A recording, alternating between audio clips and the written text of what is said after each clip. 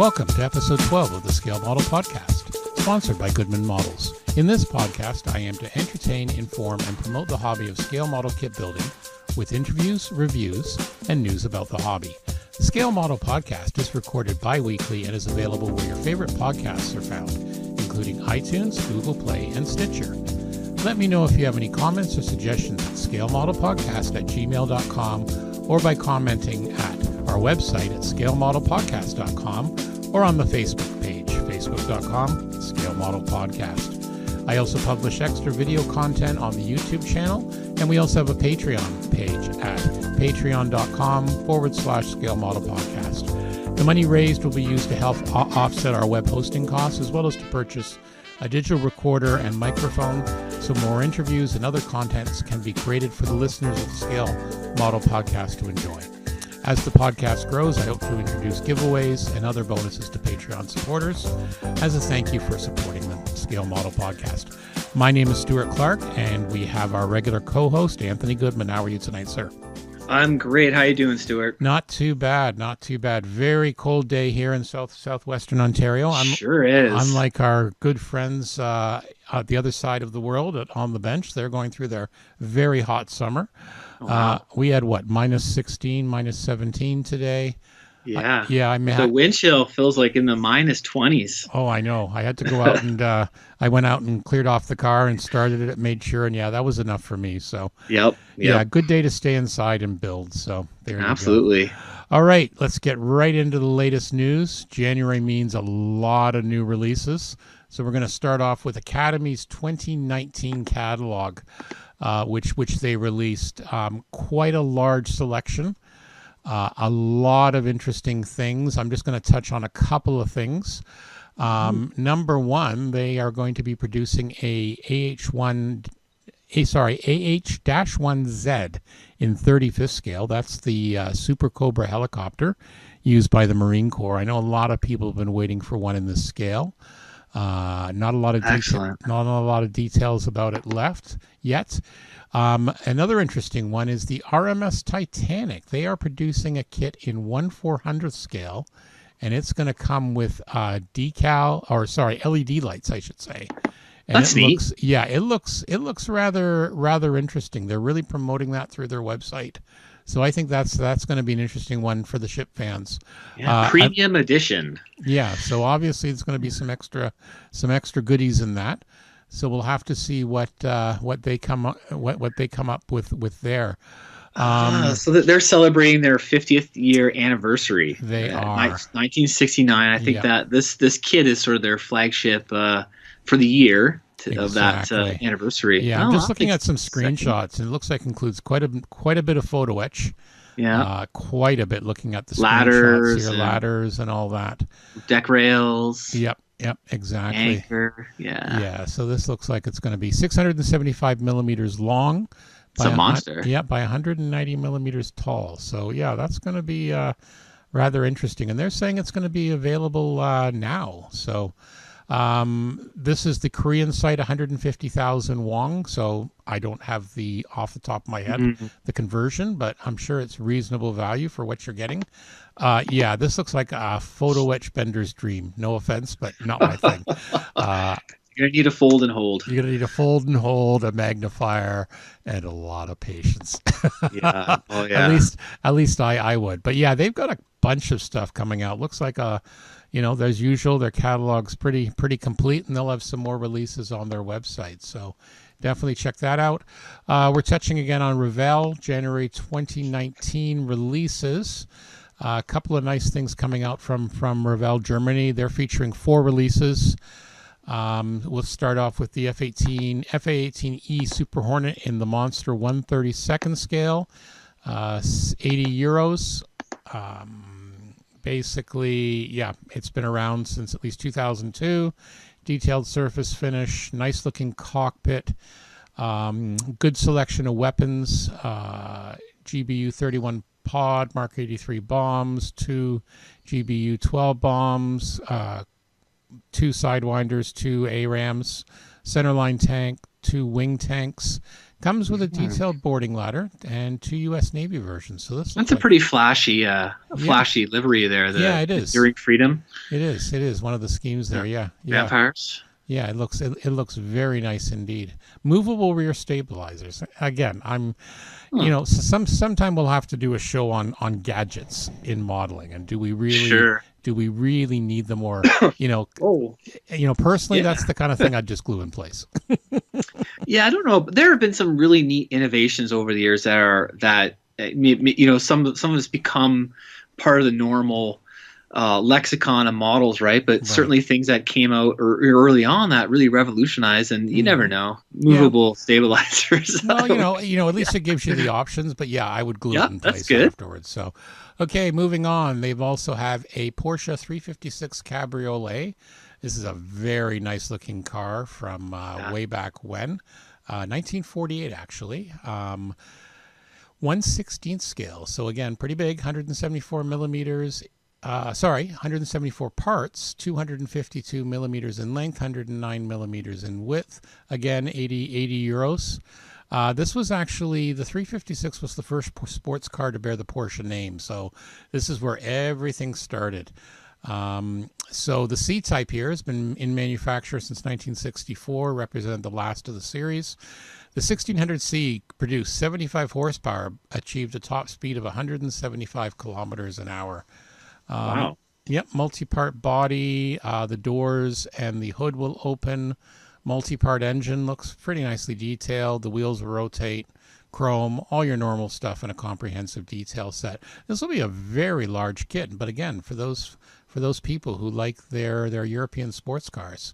I've seen a couple of these over the years. They're nice. They're a nice looking car. You really see where like the 911 and that gets its heritage from when you look at this. It's gonna be a good, at that scale, it's gonna be a very comfortable build. Yeah, exactly. We were just talking earlier about how it's getting hard to see like 72nd scale airplane decals, and it is nice to work on something with a little bit more space, and you can get in there and see the detail, and you can work on it too. Exactly. Okay, moving on. One of their Platinum editions, speaking of 1/72nd scale, but this one's a bit bigger. This is a C-54, and this is a Skymaster, which was made up in the Thunderbird's livery. So this was their support aircraft years ago before they moved to the C-130. Yeah, this is beautiful. Yeah, again, 80 euros, 356 parts, 400 millimeters in length, 122 in height, 497 in width. So again, pretty large for 72nd. Eduard is supplying the photo etch for the cockpit, the engines, and the undercarriage. And they have a screenshot here of the cockpit with all the photo etch in. My goodness, speaking of tiny things, including interior seating, radio, stuff like that. Again, the only thing about something like this is how much are you really going to see? That's my only thing. If you have all that detail, then you can do something where you drop the ramps, you could do a cutaway, or you have it on the ground. You can open up all the doors. I mean, that's sort of always that may help a bit. Philosophy. Yeah. Exactly. Separate flaps, separate ailerons, etc. Detailed engines, and again the decal for the transport aircraft. That's awesome. Yeah, I love all the display teams. So they're so bright and colorful, and it's nice to get away from like olive drab or ghost gray, right? Like it's nice to have different stuff, right? And that's a beautiful beautiful color. Okay, and closing off from Revell, we have the Westland Lynx, the Mark 8 in again 1/32nd scale. Very large helicopter, used a lot by the Royal Navy, in particular out of England. 289 parts, 412 millimeter length, 401 millimeter wingspan. We'll say the helicopter blades. 40 euros. So yeah, this is the multi-purpose version. This is one of the later ones. So this would have also, I believe, served overseas and that. An absolutely gorgeous looking interior and stuff like that. How many parts? 289 parts, I said. Yeah. Some door guns, sonar buoys, etc. So that looks great. Yeah, this is another nice looking one. It'll be interesting to see if the rotors can fold, etc. Because they normally fold when they stow them at sea. But that'd be a great Yeah, that'd be a really nice feature. Yep, so that's very nice as well. Moving on, we move on to Mini Art. So Mini Art's got their catalog out, and let me just find it because I closed the link, silly me. Here we go. See, this is the Yep. joy of live radio. There we go. Current new items, yeah. So this is some kind of neat stuff. They're doing a lot of railway stuff again, a lot of military miniatures. Looks like quite a bit out there. I think that the average person is going to like. Let me just try and find my detail because I did have one I wanted to specify. I Were you believe looking at the TACAM T60? there was one of those, yes, and I Yeah, so believe that has the interior kit. That's one of their new releases. right. And where was the other one? I thought I had something else here. New kits. There we go. Let's just have a look here. Yeah, I think it was mostly that, and basically the catalog. They do a lot of detail work, and like not detail, but like accessories for dioramas and that. Yeah, that's cool. Yeah, so there's a lot there in both 35th and 72nd scales. So,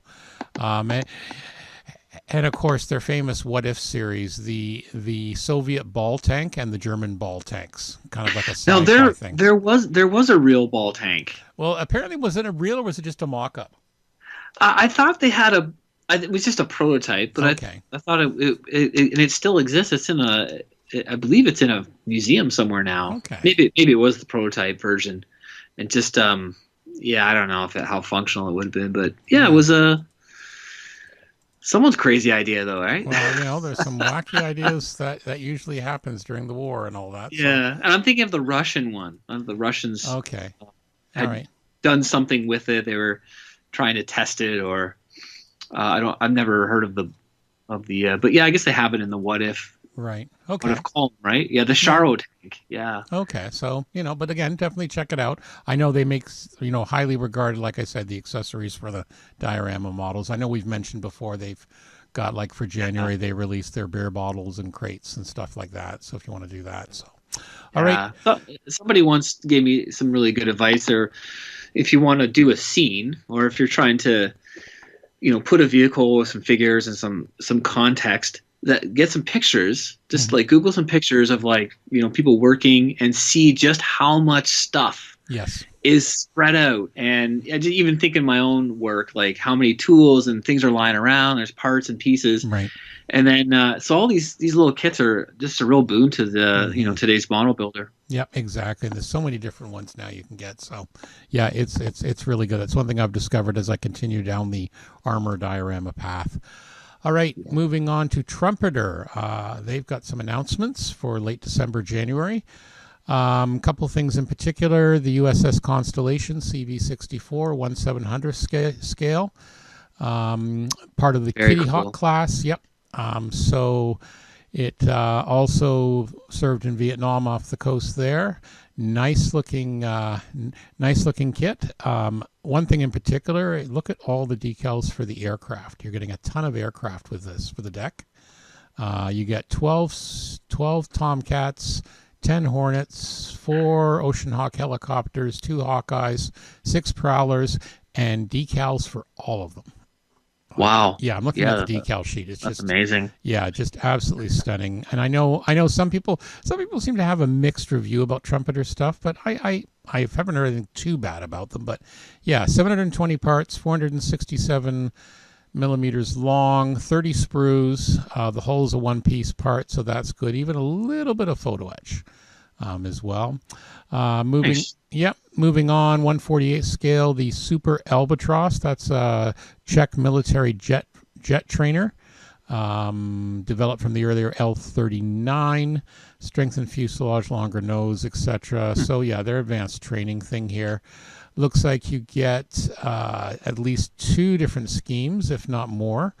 Yeah, some photo etch, 140 parts, 252 millimeters, 252 meters. That'd be a big plane. Yeah. 252 millimeters in length, just under 200 millimeters in width. Again, nice looking basic jet trainer. You even get some weapons, nice looking canopy, a little bit of photo etch. That's nice. Yeah. Moving on, 1/35. This is a 2P16 launcher with a 2K6 Luna Frog 5 missile. So the Luna is a Soviet short-range ballistic missile. These are solid fuel, unguided, and spin stabilized. So NATO called it the Frog 3 or the Frog 5. Basically early 60s. So yep, your basic tank track with a great bloody rocket off the top end. Yeah. Point it roughly in Dangerous the right direction. looking. Yeah, you point it roughly in the right direction and hope for the best. Looks goodness. like 4 different marking guides, including, but again, a nice set of decals, including numbers that you can make any number you want. The callouts are Aquias Hobby and Mr. Color, of course. 310 millimeters, 570 parts. That's a pretty high part count for something. Yeah, for an armor. Maybe. Well, it might be the tracks probably. Individual track links. 21 sprues, copper cable and photo etched included. So again, for those of you who like building rockets on tanks, here's one for you. Yep. And lastly is the Soviet Su-102 tank destroyer in 1/35th scale. This was originally designed in 1944. Prototypes were manufactured in April 45. They never entered mass production nor saw any active service. So I won't quite call it a paper tank, but again, you get a couple of different schemes for it. Nice looking tank destroyer, as the Soviets. Yeah, the Soviets were big on tank destroyers. Yeah, it's an interesting design. I think a few guys are excited. Was at our local AMPS meeting, and I think this came up. People were excited about it. Yeah, looks very interesting, this one. 204 millimeters in length, 89 in width, 210 parts. Includes a metal gun barrel. Photo etch. So nice. Yeah, nice looking one. Plastic tracks, not individual. Okay. It's plastic Belt tracks. tight. Yeah, it's basically, if I look at the screenshot, these are the kind of individual tracks I like, where they've got the flak section, so you don't have to assemble. So it's Lincoln length. Yeah, I guess so. Is that what they call that? Yeah, I think I'm no tank expert, but I believe this is the Lincoln length, where you get a run of some cleats already put together, and then a bunch of individual ones, and then you can do your curves. Your curves and that. So if someone wants to correct us, please feel free. Yeah, Lincoln length, is that what we're looking at? Yeah, maybe. So, again, some more interesting stuff coming out from Trumpeter. Yeah. Moving on, we're going to move on to Airfix. Of course, we had our big Airfix release. We talked extensively about it the last show. We're just going a little bit further. They've actually Airfix has released a schedule of release dates for all their 1/35th scale armor they're going to be producing in 2019. Now, I've heard that all of them but one, and I should have written down which one it was, all but one are actually Academy reissues, but apparently the armor guys are saying that's okay. It doesn't suck. So yeah, I think some of these kits have a fairly good track record. From what I read. So basically, starting in February and March have 3 releases each. April is a single one, and then May, July, September has 3, and then October a single one. You can pre-order them now. That'll be interesting to see. They've got in February the Tiger 1 early version, the M3 Stuart, and the German light tank, the Panzer 35. That's a very light tank. So again, near the beginning of the war. And then in March, you got the Panzer IV and so on and so forth. So, and that continues on through the years. So it'll be interesting to see. I wonder if it's the tractor. The U.S. tractor comes out in April. I have a feeling that may be the one that was a different manufacturer. Mm-hmm. And there's a tiger every month. Oh, yeah. Tigers and lions. 5 different tigers, and one coming out every month. So I wonder if these were out of production. Well, I'm not sure. But as I said, they're definitely Academy repops. We're going to have to see what, if they've made any changes, like added a new decal set or something, when these actually come out later in February. So people are watching it. People are watching it closely. Airfixes, when they did this release, people crashed the website. There was a lot of interest here. So, oh, wow. Oh, yeah. I know in the past, Academy's been good in the sense that when they reissue a kit with old mold, they'll make some effort to, you know, add new parts or give you some corrected bits or like a couple different options for like a different variant or some decals or something like that. So at least maybe they're going to be doing that as well, sort of upgrading them a little bit. Yep. So hopefully we'll see what happens. Yeah. Okay, let's move on. Our good friends at ICM have released their catalog for the year. A lot of new tool stuff, some pretty cool stuff. What's nice about this one is they've clearly marked which stuff is new, which makes life really easy for some of us who are having to cover this. I know one that will produce a lot of interest in 32nd scale. They're going to produce a Gloucester Gladiator Mark I, which was it was classified here. They're classified as a World War II British fighter. It did serve right at the beginning, but it was an interwar fighter. Also an IL-16 Type 10, an IL-16 Type 17. These are both Soviet fighters. A lot of Soviet-based themed stuff. So those are, you know, three in particular I know will generate some interest from the aircraft guys. Yeah, very cool. A Dornier, looks like 148 scale, Dornier 217 Night Fighter.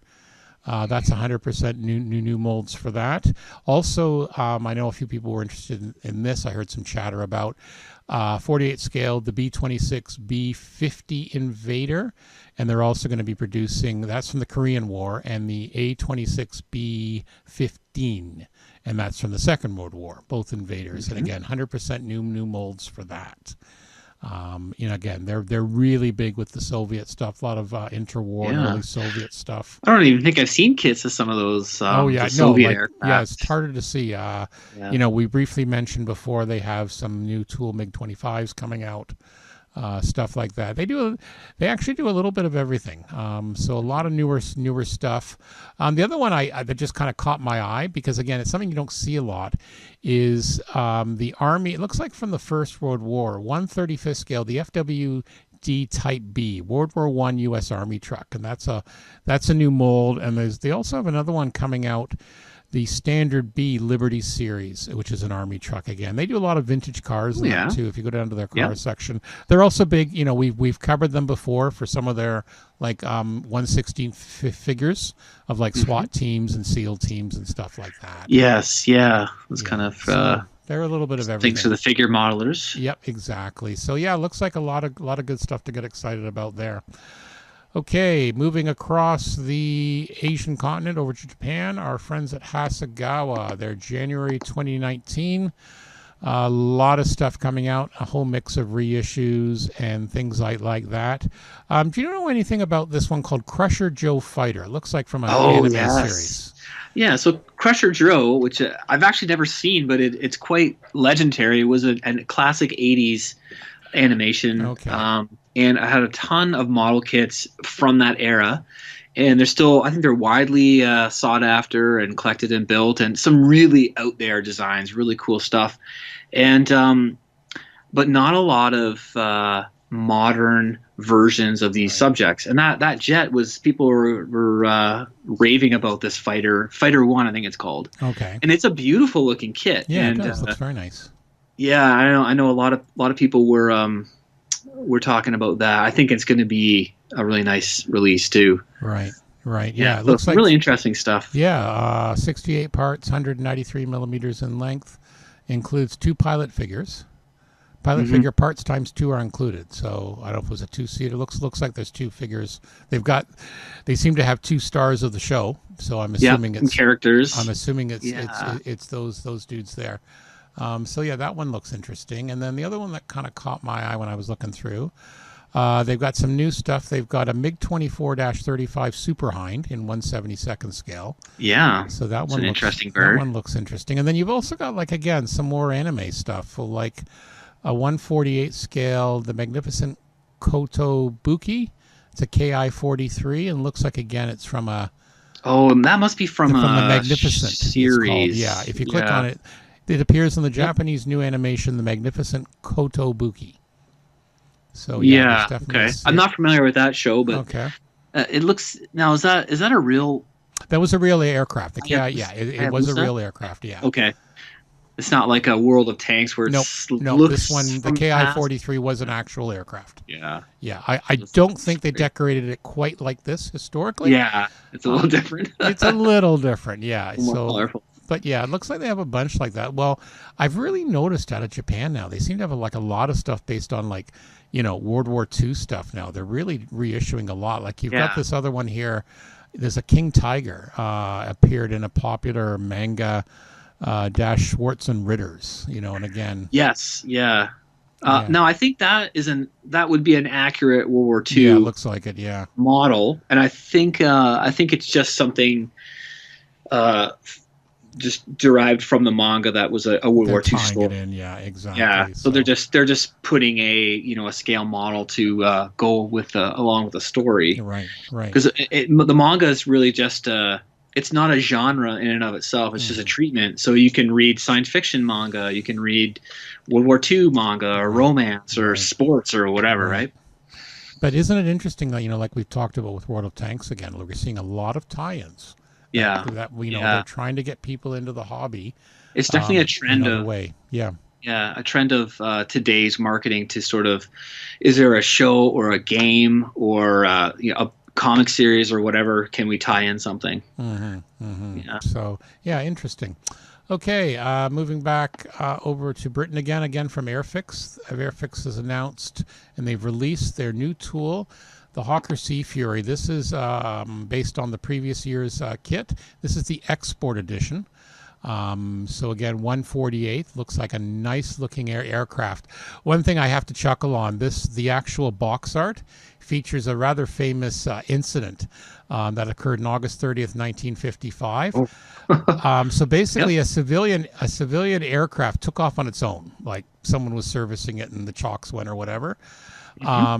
So they had to bring it down. So originally at the time they tried jet interceptors, but it was too slow for them. Too slow, yeah. So it was actually left to the Sea Furies of 805 Squadron of the Royal Australian Navy to bring this thing down. So you actually see a screenshot of that. Now, one interesting thing that the Australians, some of them will tell you in that, but I understand that both pilots were actually British pilots on exchange. Oh, interesting. Yeah, that flew that mission. But it's a nice looking. It's a nice looking kit. You get at least 3 decal screens, including one with the Czech Air Force, one that actually, the Royal Australian Air Force. So yeah, very popular. Oh, and there's a Royal Canadian Navy scheme. And there's a Royal Canadian Navy scheme as well. That's exactly. Nice. So yeah, from 803 Squadron. So I know a lot of people have been waiting for this particular version of the Sea Fury to come out. So I thought we'd mention that one as well, just to remind people that it will be out at your local Airfix stockist. They listed MSRP of £25. So again, about 45 about 40 bucks or 45, so, 40 bucks. But yeah, for bad. a 48 scale kit of the new quality, that's actually very good. And their new, price. and I have to admit, their new tool stuff. I built the Sea Hurricane last year, and just fabulous. Nice. I consider it the best Hurricane in 148 scale out of anyone right now. I was very impressed. I want to build another one at some point. Okay, just some other stuff. The latest issue of Panzer Aces is out. They're up to issue 58 already. So they actually produce this in English, Spanish, and French. The subject this time is soft skins with big guns. So flak panzers and anti-tank panzers, and again some beautiful work by some master modelers. Oh yeah, with the weathering scheme. Yeah, these sort of magazines are absolutely awesome because they they're just inspiring. Yeah, very inspiring. They can be used as reference, so definitely worth checking out. They're sometimes hard to find here, but as usual, you can usually order them, and usually quite often when you go to shows and that, someone tends to have it. Okay, now we're going to move on to the area that Anthony knows really well, and I have enough trouble pronouncing the names, and that's the new Gundam kits. What's new in the Gundam world? Gundam is Bandai is sort of the main license holder and model producer, and they're a fantastic company. They do a lot of other series as well, but man, are they just cranking out Gundam stuff. I can't even keep up. I picked out a few of the releases for January. A couple notable things, but I gotta say I'm not fully up to date. But they are coming out with a master grade 1/100 scale Sananju Stein, and that's from this new show called Gundam narrative. Okay. And I haven't seen it. It's very new. I'm not even sure if it's out yet in Japan, but it's a continuation of the Unicorn series, Gundam Unicorn, that came out a couple of years ago, which was a great series. I really enjoyed it. And there was a movie of that, and then there was sort of an OVA where they broke it up into episodes. And that looks like a really, I think a lot of people are talking about that kit. It's, I believe it was designed by Hajime Katoki, and he's a really neat mobile suit designer, and he's been involved with Gundam for years and years. And this is a big kit. It says 100 scale is the master. They sort of have two scales. It used to be all 1 to 144 was the scale, right? In the 80s and the late 70s when it came out, and that's what I stick to. I have a couple of these, but yeah, it's a big scale. They can add a lot of gimmicks. Yeah, and obviously the price, that's it's 8,100 yen, so it's about 85 right. Canadian dollars. But again, you're getting a big kit. Like I looked up the specs. It's almost 40 centimeters high, 39.1 by 31.1 by 14, 1,325 grams. So that's a fairly sizable kit. It's a big box, right? And I should keep. They come with like an inner frame, and like there's lots of like weapons. Payload is huge, and there's lots of stuff going on. Keep you out of trouble for a while. I'm excited about the HGUC. So that's high grade Universal Century. Okay. 1 to 144th R Jarja. Right. And that's exciting. That was a commander's prototype attack use mobile suit from the 1980s show. Double Zeta Gundam, which was a totally weird show, but it was still really great. I've even heard of that, actually. So there you go. Came out in the I like that one, right. And it's an interesting looking at that period. I think it came out 86. I want to say they were getting really sort of extravagant with their designs and getting really out there, and their colors. Yeah, this thing you certainly couldn't say it's camouflaged. Yeah. Well, I think a lot of the concepts were, as I understood it, a lot of the conflicts were happening in space. Yeah. It's so dark that you can have a bright red mobile and you can't see it. and it's quite interesting that they're trying to give a sense of realism to this, combat in space. And so you could do up all your squadron colors really brightly.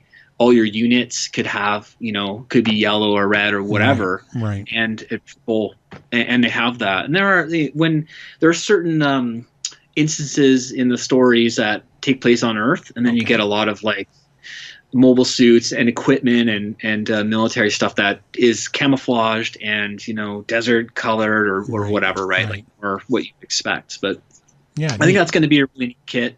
The old kit was just really terrible, and it was brutal. So it's it's a big reissue, and a lot of people are waiting for it. It's an update, brand new mold. I think people will be excited about that. I have to admit, it looks pretty cool. Yeah, a couple of other interesting ones. There's Haro Pla Mobile Haro, and Haro was a character that like a little tiny robot pet. It was kind of a ball, and it was like somewhat like an AI, right? And these kids running around, they have this little Haro. And anyway, Haro is sort of, and that was in the very original Gundam show. Okay. From 79. And Haro's always popped up as this pet of various people and different versions of it. Right. And he's got his own little, some kind of little body he fits into. And it's from the show that's been very popular in the last, I would say, 5 years or so, called Build Fighters. Okay. And I'm not a big fan. I don't know a lot about it, but it's huge right now. Yeah. And it involves a lot. They are putting out a lot of releases, and there may be a game involved an animation series plus a game that people play, and they're putting out all kinds of designs that harken back to the actual sort of fictional story shows. Right. So there's a whole bunch of releases. There's this petite guy, Chara guy, Ayami character. There's I also listed there's a GBN base Gundam, and all from this build divers. Right. And Right. it's very popular right now. I'm not really into it, but I know they're getting a lot of love, and Yeah. people are building them, and they're cheap too, right? These Yeah. kits Yeah. are They're not bad at all. I'm just looking at the price here. 10 Yeah. bucks, $12, really. I'm just looking at the page you linked to in the show notes, and also the custom weapon sets allows you to build these things in flight mode. Yeah, Some of these look darn right nasty. yeah, they're really, and I think one of the concepts behind this, or one of the gimmicks, is that you can get these little add-on kits, Yeah. and then they're sort of like these weapons pods, right? Yeah, So now neat. it's like a flight pack, Yeah. or it's kind of weapon, or like a sniper setup, Yeah, or cool. So something. it gives So you can really start to- customize. Yeah, you can take a kit that's like a mobile suit, and then customize your own weapons loadout, I Right, suppose. right. And Very cool. that's what I know about it. But as we talk about, Gundams are one of the largest, thing. They've got a huge fan base, They're popular. huge number of builders. They pretty well dwarf people in North America and Europe. Sometimes they don't realize how big it is. oh, it's massive. And the industry has to realize this is, Yeah. in a lot of ways, this is the future of hobby. This is where a lot of people will start. Not all of them will go to what we consider historic, but it's still modeling never the same. And there's some amazing work coming out. So Yeah, there's a lot of like these competitions that are, multinational competitions. I think they're, I don't know much about them, but I remember when I was in Japan, somebody described Gundam to me as it's the only war they're allowed to love. and there, if you watch the first show, it's a story. It's basically a historical, or not historical. It's a science fiction, political intrigue war story. And there's no aliens. The robots aren't alive. They're just like pieces of equipment. Yep. And there's a lot of World War II analogies, and I think it was a story that it didn't have a lot of clear-cut good guys or bad guys. Right. And it's just a war story. The first one really centers around like these sort of kids caught up in this major war, and it's very interesting, and it was a cathartic kind of story for Japanese culture where there was a lot of war guilt. Like, that show came out late 70s, right? So people were still, a lot of people had experienced World War II. They had experienced the aftermath and everything. And so that this was a kind of way for them to, in their fiction, right, to think about those ideas. And it's quite interesting. Right. Okay. Very cool. Well, again, we're definitely going to touch on this again. Anthony is our Gundam and sci-fi expert because I have enough trouble figuring out which way is which on some of these. So that's fine, but I'm still learning. As I said, I'm working on one right now, so we'll talk about that in a little bit. We'll briefly finish up the news by touching on the ScaleMates Hot Kit section. As usual, a lot of this people are talking about stuff we've been talking about. The Tamiya Supermarine Spitfire Mark I in 48 scale, the new tool. We actually had our IPMS London, our local club meeting, and someone brought one of these in. Absolutely gorgeous. If I didn't awesome. Yeah, if I didn't already have 3 other 48 Spitfires in the stash, I'd really consider it, but I'm trying to be good. Another one we covered. People are talking about the Ming Rolls-Royce armored car from World War I. This one I don't remember if we talked about from, I can never pronounce the name, the Russian Zvezda. Oh, Zvezda. Yes, Zvezda, 1/72nd scale. They've made a new tool, Su-57. That's their 5th generation fighter the Russians have, and so this is their current like state of the art. This is their fighter, this is like basically their F-22. Yeah. This is what this is their version of the F-22. I didn't realize there was a new tool being made of that. That looks nice with that digital camouflage. Of course, people talking about Airfix, the Buccaneer in 1/72nd scale. Another one I don't think we talked about, but it's been out, the MV-22 Osprey in a big 148 scale. Osprey. 148 cool. scale, my friend.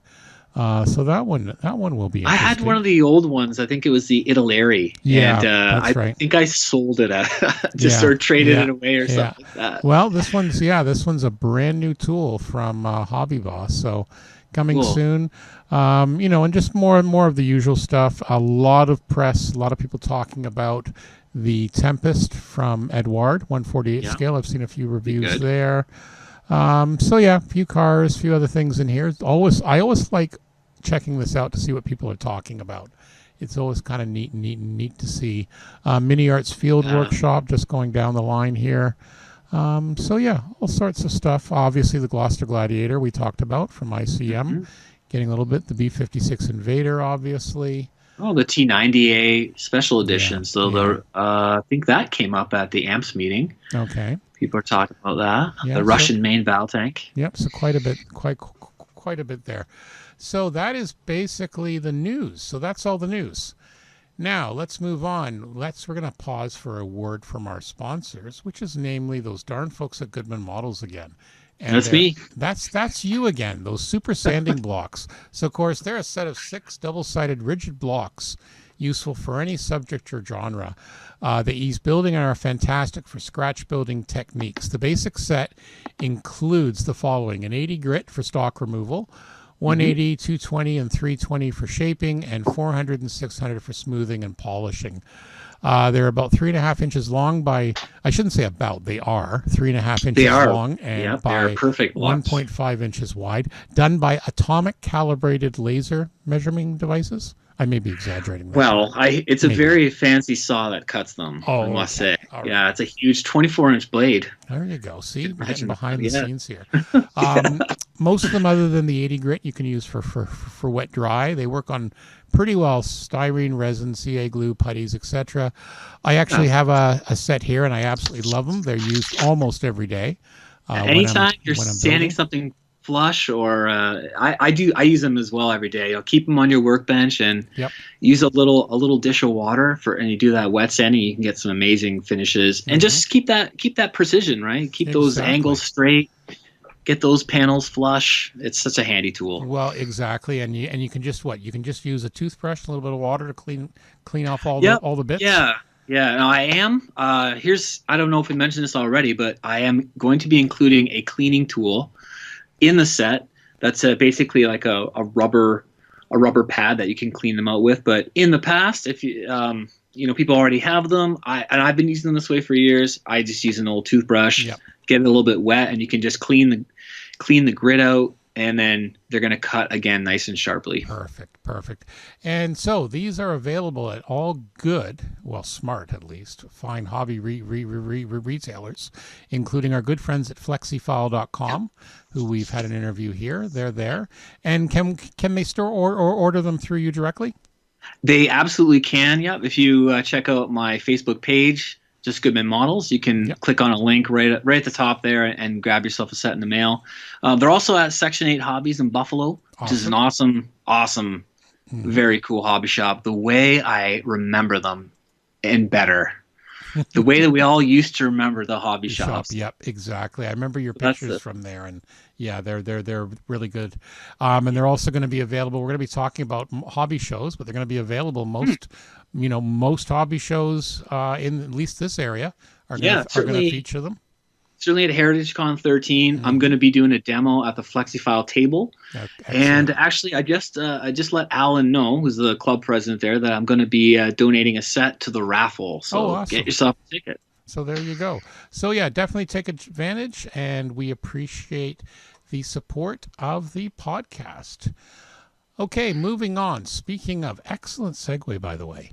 HeritageCon. That was really good. HeritageCon, yeah, it's very smooth, huh? Yeah. So HeritageCon's coming up. It is now.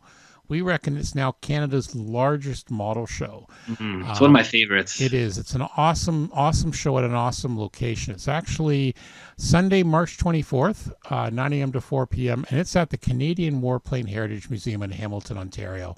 I'm sure most people who have been to it or in this area know about the Canadian Warplane Heritage Museum. It's just an absolutely perfect spot for a show. They're a charity that basically has been rebuilding World War II aircraft, and they fly them. And they have an awesome museum about Canadians' war heritage and aircraft. They are one of the only two, they are the owner of one of only two flying Lancasters in the world, the bomber from World War II. Very cool. Yep, a couple of years back, they were blessed to be able to take it over to England to fly with the RAF's Battle of Britain flight. And that was some amazing footage from that. So, Yep. So earlier today, I actually had a interview with Alan Morel, who's the president of the IPMS Hamilton. And we talked about the show and all the very, very cool stuff coming up at this HeritageCon, including some special guests and stuff like that. On the podcast, so we're going to play that now, Alan Murrell. So without further ado, here we go. President of IPMS Hamilton, Ontario, Canada. And also, that group runs the annual HeritageCon model show. Now, what's unique about this show, and where IPMS Hamilton is very lucky, is that they get to host at the Canadian Warplane Heritage Museum. Welcome to the podcast, Alan. Thank you. It's good to be on. Exactly. So yeah, as I was saying, we'll just briefly touch. Why don't you just give us some basic details about dates and times and all that good stuff to start off? Okay, the show takes place on March 24th. It's a Sunday. It held at the Canadian Warplane Museum in Hamilton. It runs from 9 till 4. The admission's $15. Now, the admission for us is based on the museum, and it all goes to the museum, which is a charity. Enter the contest, it's $2 per entry. Children under 6 are free. And we've also got a special guest this year from AK Interactive, and that's Christoph Pelinsk. Oh, that'll be excellent. He's also the editor and does all the work on Tanker magazine, as well as he runs 2 model clubs in Belgium. Oh, wow. 2 model clubs. I think running one's enough work, I tell you. Good for him. He's busy. And so he represents AK, and AK are helping sponsor the show, and which is good of them. Wonderful, wonderful. And as I said, you can get more information at heritagecon.com, and we'll also be putting that link up in the show notes as well. And as you were saying, and I briefly touched upon, it's a very unique venue for the show. Why don't you describe a little bit about the how lucky we are to have this museum, and particularly some of its wonderful assets? Yes, the Canadian Warplane Heritage Museum was founded as a charity. It flies a lot of aircraft. Its main drive is to have their airplanes in usable condition so they can fly them during the summer. We have one of the only 2 flying Lancasters in the world, which is Vera, which is a very popular attraction. Yes. And as a club, we're lucky that they let us meet there regularly. They have our show, which is actually one of their biggest incomes in the year. They make the most shows. So they like us doing our show there. And say it's a great draw, not just you come and see models and enter competition and buying from vendors, but also you have the aeroplanes around you, the full-scale 1-to-1 models.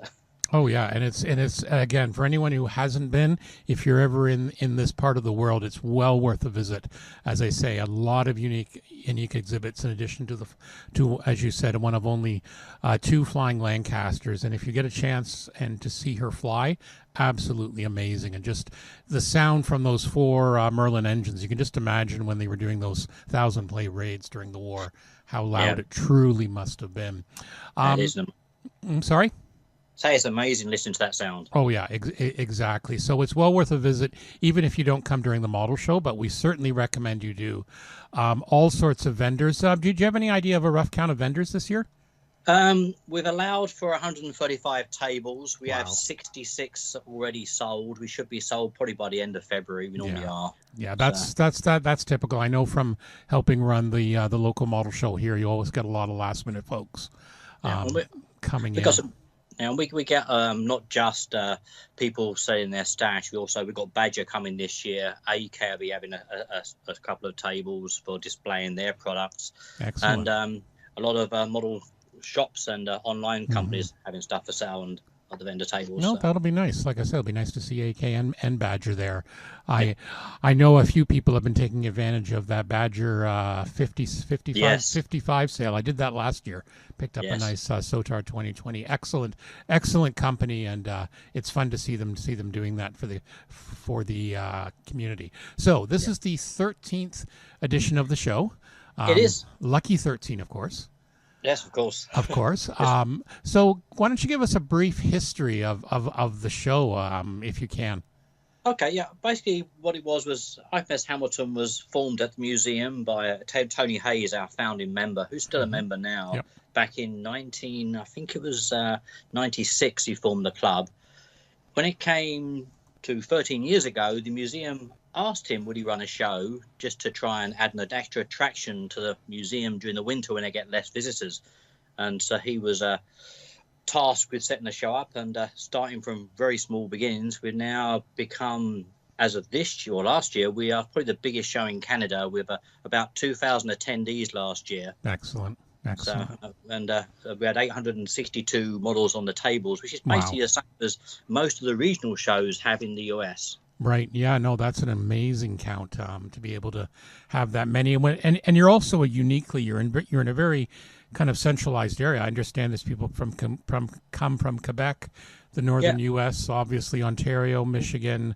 You know, I know people come a great distances. We see it in London, but you must see it a lot more. What we do, say we get a lot of, say, Pennsylvania, we get all over the, say, northern US, and I think part of the draw is our show. We try and make it more of a family and social event rather than just a show and a contest. And say we try and get people like the 501 who dress as the Star Wars characters. They attend for the kids to keep the kids happy. We try and have kits for the kids as well. So, no, we try and make it more of a family event and a social event than just a show. And I think just, we're going to talk a little bit about the future of the hobby. And I think that's an area a lot of groups have to think about in terms of when they're putting on a model show. If they have the space and the time, you have to be able to make it just a family event, because people are pressed for time, and especially if you're coming from a great distance. Sometimes, if it's your typical modeler, they're leaving the family at home. But if you can do something where there's a group thing, we've done that a little bit in London. We're a little bit more pressed for space, but we mentioned some of the other attractions in the area. And if it can be a family day out, it almost reminds me a little bit of like some of the shows in IPMS back in the UK, where they try and do a little bit like that, and they're adapting. Same thing with the train shows. I think both hobbies are recognizing the challenges, and that the mean age may be getting older, but there's still room for young modelers. Not to mention all the different new things, whether it's Gundams or figures or stuff like that. It's such a growth thing. We've talked about it a little bit before at the show before. So okay, I'm going to put you on the spot here. Tell us, if you can, is there anything that really, like a memorable moment from a previous show or stuff, something you really remember? I think the first, the big memory for me was when we first got Mig from Mig Ammo to come to our show 4 years ago, which was the first time we had a major presenter. Part of our drive for a presenter isn't so much to make any money out of it. It's really to give the chance for modelers in this area to meet people they wouldn't normally meet. So that's why we do it. And again, this year, and Brett Green last year, who came from Australia for us, is just to allow people to meet those sort of guys that they wouldn't have a chance to normally. Well, and I think the thing is with the internet now, you do have a worldwide audience. People like Brett Green and that. We all watch his videos and on hyperscale and things like that. Same thing with Mig Jamez. It truly gives a time. Like I know on the podcast, I have an audience worldwide, and I've got some guys in Australia who are doing another podcast as well, and we kind of bounce ideas back and forth, and it truly is. Okay, what about some challenges? What are some of the challenges when you put on a show of this size? I think the challenges, in fact, they actually got better over the last couple of years, but I think the biggest challenge we used to have was getting enough volunteers or people who wanted to get into doing stuff before the event. The event day, you normally get everyone there and willing, but the build up is very hard to get people mobilized to help chip in. So it was always a push in the early days. In fact, when I first got involved in the show, there's only maybe 2 or 3 of us who did most of the work at first. But now my group is we actually got 86 members of IPMS Hamilton now. I think we're one of the biggest clubs there is. Yeah. And there's more and more people now stepping up to the plate. Which is good, and that helps me. Yeah, and I think it's a similar story with most shows. I remember a few years I was, heavily involved in the organizing committee, and it is tough. And again, we just remind our members that, and anyone else, many hands make very light work. And that's right. And the other thing I found is once you've organized a couple, a lot of it tends to repeat from year to year. So it does. Yeah, if you have the process in place, particularly for sponsorships and vendors and stuff like that. So exactly, it makes it really fun. So what other suggestions or tips can you give for people coming to the show, particularly if they haven't been to the museum before? I think, to be honest, if you're a modeler coming to our show, to be there early is a good tip, because there are a lot of good bargains to be had, especially on the vendor table. That's always that's one of the biggest draws of our show, I think. And then the second one is to be able to see all the models and also the aircraft there, because there's more than just the show to look at. And I think also the museum itself sometimes a book sale as well. I think they're doing that again this year, which has lots of aircraft books on sale for very cheap prices. Oh, excellent. Again, that all goes to the museum. So, yeah. But I think just come and enjoy it, and the main thing is enjoy. Don't come there just to try and win, because winning's good, but it's just being part of it and taking part. Exactly, and that's what I love about going to other club shows, meeting people you haven't seen in a while, and the general, it's the whole general community, and bringing things forward and advancing the hobby. Yeah, it's more of it's a social gathering, which is great. Exactly. All right. So I'm going to ask you a couple of questions that I ask all my guests. What do you think about? Up there. Oh, sorry. I was going to ask you a couple of questions I ask all my guests. What do you think the future of the hobby is? We always talk about, and people always say, "Oh, the hobby's dying. The hobby's dying." But I swear I've been hearing that all my life. What's your opinion about the future of the hobby? No. I'm totally the opposite. I don't believe it's dying at all from what I see. And again, just dealing with sponsors and model manufacturers and the way our club's grown in size, I think the actual hobby is beginning to grow again, probably at quite a fast rate. And our club's got people from actually members who are 8 up to the 60s. So excellent. I think it's definitely improved. And what's available for modelers out in the world now is so much choice. You can build almost anything your heart desires now. Well, and I think that's the thing. There is certainly challenges out there, particularly if you're a traditional hobby shop. But we're seeing traditional hobby shops who are doing quite well thanks to the internet as well. They are, but it's still hard for the brick and mortar. It's a shame it's hard for them. There should be more of us partaking of their offerings. But the internet is taking over. Yeah, exactly. But I still think there's still going to be brick and mortar stores around. There may not be as many, but it's like anything else. They're going to be around. All right. And just to close out, I always ask people, what's currently on your bench? Actually got 2 things on my bench. I'm just finishing the Halcyon dropship from Aliens with a little armored APC. And also I'm working on a Flyhawk World War II destroyer, German destroyer. Oh, that'll be nice. I saw it. I saw the picture on the Facebook group for the club of the dropship. That looks really nice. Yeah, one of those is on my 1 day to build thing. I'm actually just about to start Battlestar Pegasus. Oh, that's nice. I finally picked up a good deal on the Mobius kit. I have the Galactica, and they're a good simple build going together and finishing up as well. I've got I've been talking about that on the podcast. I managed to get an old Gundam kit from the last show, and then I had the old Airfix Classic 88 gun with the gun tractor in 1/76 scale. So I'm kind of merging the two together. So I'm going to make a little diorama basically with this Gundam, like in similar camouflage scheme, and he's coming across this, and I'm going to title it "Where'd Everyone Go?" If I can do footprints running away from the half track, I'm going to try and do that. So a little bit of fun. Sounds good. Yeah. Try to complete it for the show and bring it along. Well, that's what I'm hoping to do. We'll see what we can do. And, as we've mentioned before, the podcast is going to be there at the show. We're going to be getting a chance to do some video and audio content, interview some people, of course, take pictures of all the amazing models on the tables. My heart goes out to the team who are taking all the photos. 800 photos is a lot. One of the things I always say they should do for the poor guys photographing, getting some of those high chairs with wheels on, the higher chairs, because that way you're not killing your back standing over 800 models. I've done that before, so that's something I want to patent one day.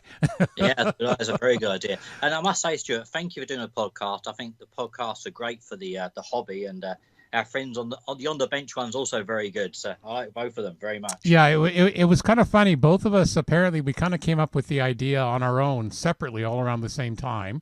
Yes. And then those guys managed to get a little bit more of a regular schedule, but I've kicked it off again, and they're really good. Actually, David, one of the guys there, he's going to be back in Canada in the Toronto area in early 2020. So yes. Yep. So we're already talking about getting together at some point. So, we may have to find somewhere that's kind of between London and Toronto. I imagine I wonder if there's somewhere around there. Yeah. In fact, I've actually emailed him already, and he's agreed that the museum's a great place. Yeah, I think that would be a wonderful idea. Yeah. We could get a live show and get ourselves a studio audience, and all the hecklers can come out. Yeah, we could do that. We can make that happen. Yeah, so I think it's something we're going to be talking about. It was something actually I was going to talk about with you when I was down there, but see, great minds think alike. They do. Yeah, I'll be listening to both podcasts. I guess what was going on, so I thought, that definitely work. Yeah, exactly. I think that would be really fun. So, all right. Well, that's going to be it. I really appreciate you coming on the show, Alan, and I wish you all the success of the show. So again, that's Sunday, March the 24th, 2019, 9 a.m. to 4 p.m. at the Canadian Warplane Heritage Museum, just outside Hamilton, Ontario. And you can reach the website at heritagecon.com, and Matt has all the information you need. It's actually a really great site. They've got some awesome pictures from previous shows, showing some of us aging over the years. So that's the only thing about that. But no, some wonderful work. I'm always blown away by the work people come out and do with these. Yes. So just absolutely looking forward to it. So okay, so thank you again, Alan. Okay, no problem. Thank you for asking me on, and I look forward to seeing you at the show. All right, cheers. Okay, thanks, Joe. Well, as you can see, it's going to be a really good show, HeritageCon 13. Can't wait. Yeah, it's going to be absolutely awesome. I really appreciate Alan coming on, talking about it. The other neat thing is we're going to be doing the Scale Model podcast will be at HeritageCon. I'm going to be, both Anthony and I are going to be there. As Anthony says, he's going to be doing some demos.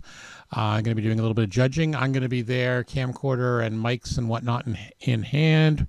We're going to do very similar to what we did with the London show. We're going to try and get some interviews in, some bonus content for the video channel. I'm going to try and not buy too much. I've got enough kits now. We all say that, but yeah. Get some paint, get some tools, get some accessories. Yeah, that's it. Yeah, try not to buy kits. Yeah, that's all. I come home and, well, at least I didn't buy any kits, honey. Yeah, I'm sure that's going to work. Still spend $100. Yeah, still spend. Yeah. I'm sure that's going to go down real well. Oh, well, but no, yeah. So we're looking forward to that, and we're looking forward to, if you see us down there, definitely come by, say hi. We love to hear from people who follow the podcast. Okay, moving on to what's on the bench. Another busy week. It's been kind of crazy the last couple of weeks. I sit on the local library board, so that's been keeping me rather busy of late. So my builds have only been able to get some bench time on the weekend. So anyway, the Hasegawa F-18A Hornet, the classic kit, and I put that in air quotes, trying not to choke. The dog. No, it's going okay. As I said, it's doing about what I expected for such an old kit, but it's not bad. Decaling's underway. The thing I find frustrating is the Hasegawa decals. The big ones have been going on fine, but the small ones I'm having issues with. So it's just weird. I'm probably not going to do too many more small ones, particularly these little itty bitty tiny stencils. This is what we were alluding to earlier for 72nd scale. So I'm going to be going back to, at least for a little bit, probably some 148th World War II in a little bit. My Bandai Scheitarn, is that how you pronounce it? Yeah, you got it. Okay, so I got that with the German World War II gun tractor and tank. I've got the diorama pretty well done. I've glued down the gun, I've glued down the gun tractor. I have to do the gun next. A little bit more weathering on the Gundam, but yeah, it's coming along nicely. And then the next build I'm about to start. I've done a video on blackfire.ca, my own YouTube channel and website, is Mobius's Battlestar Pegasus, and I'm really looking forward to this one. This has been a kit I've wanted for a while, so really looking forward to starting that, and you can track that by, again, going to blackfire.ca. What have you got, sir? I'm really coming down the home stretch on my my MIFV. I just finished all the Footman loops. Okay. And now I cannot touch it because they just start to fall off. I can only pick it up by two corners, so I still have to put all the tools on. I'm working on the tools. I'm doing the headlights and the tail lights.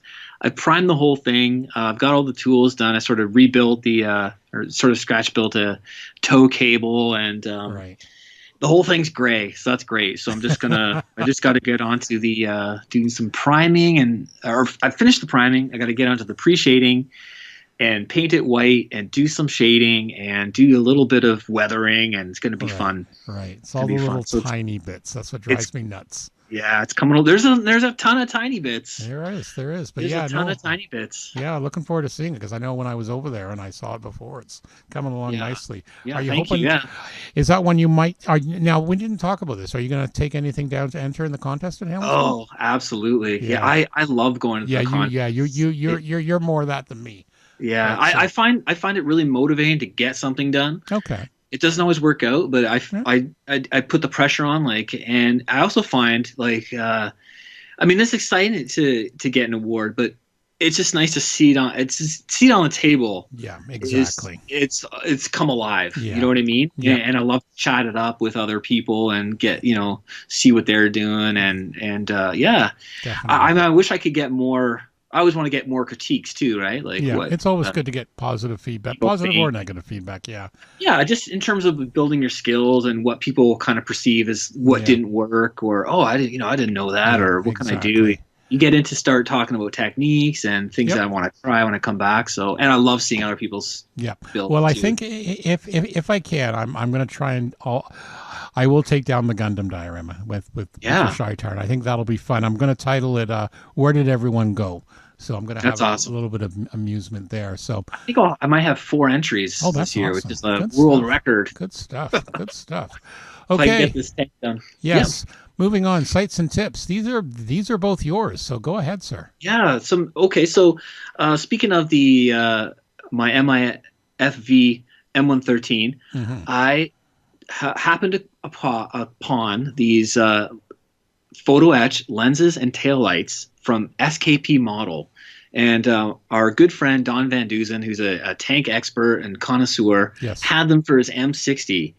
And this little set it's for an M113 or slash M60 kit. And I think that the taillight design is from World War II, and they just kept reusing it. And it shows up on different tanks over the years. And they were just beautiful. And I said, well, what do you got over there? I noticed it said 113 on it. And, the Academy kit pieces from, the early 90s, they're just blobs, right? So I ended up tracking down a set from BNA Model World in Australia and ordering them up. And they're just amazing. And I think it's going to be one of those things. I think they cost me $15 for the set. And you get your tail lights and your headlights, and that's like the blackout lights. Very cool.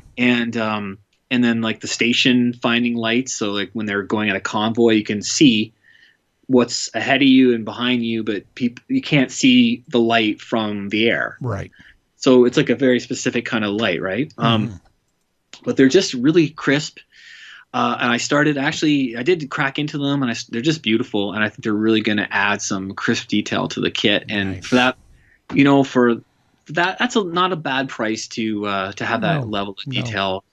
So and if you are building a different kind of armor, SKP Model offers these little light sets for it must have been 50 different models. So they are available. They're around there. I think they're a European company. They're actually out of the Czech Republic.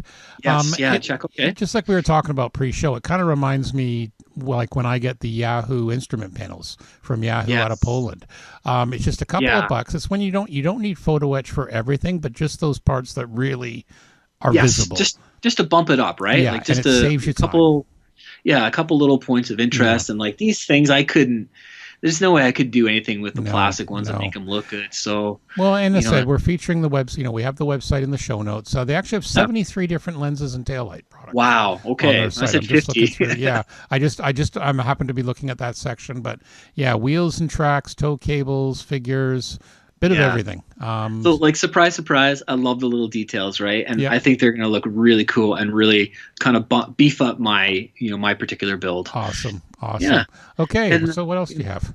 My next thing I happened to stumble upon was a documentary on Netflix called Little Dieter Needs to Fly. Okay. And I think it's a bit older. It's maybe came out 10 or 15 years ago, maybe even 20 years ago.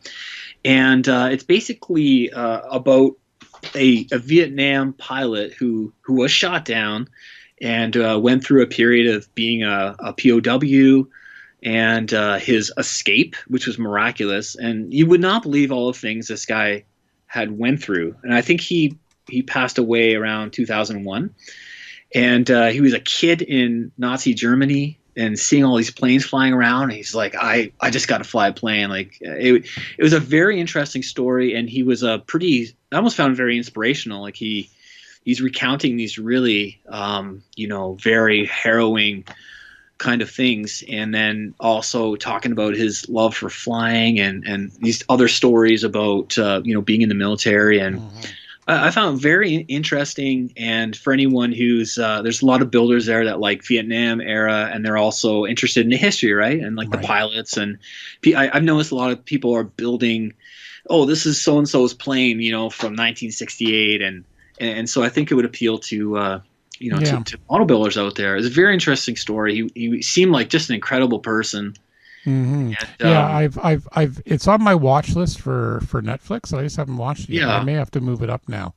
He looks fascinating. 1997 apparently, according to Wikipedia. So that's right. Yep, thank you. And I think he passed away in 2001. Probably, yeah. And there was a little addendum about that. And he was talking about escaping a POW camp and all the just really horrible stuff he went through there. But he also talked about his love for flight, like I mentioned, and the different planes that he was flying. And it was very interesting person. Highly recommended. Just something to throw on while you're building away. Exactly. Yep. Always good. So, all right. Well, that's the show for today. And we always suggest listening to us while you're building away. And also another excellent segue, by the way. We also suggest checking out the podcast from the other hemisphere of the world, the great guys at On the Bench. They're out of Australia, and we tend to we tend to schedule our podcasts on off weeks. So it means if you're a modeler, you can get a new modeling podcast every week.